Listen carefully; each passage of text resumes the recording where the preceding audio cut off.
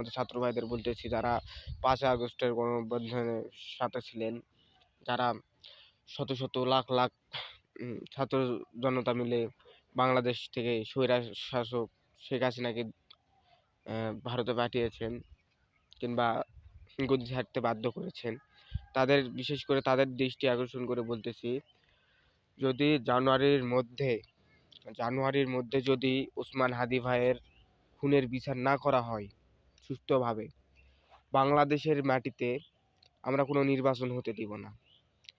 আগে ওসমান হাদি ভাইয়ের মৃত্যুর খুনির বিচার হবে, তারপরে এই বাংলার মাটিতে নির্বাচন হবে।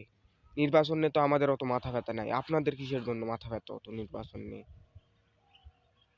তো সবশেষে একটা কথাই বলতে চাই, সকলে তৈরি হও, সকলে রেডি থাকো, ফের বাড়িতে আবার আসছি ফিরে ইনশাআল্লাহ।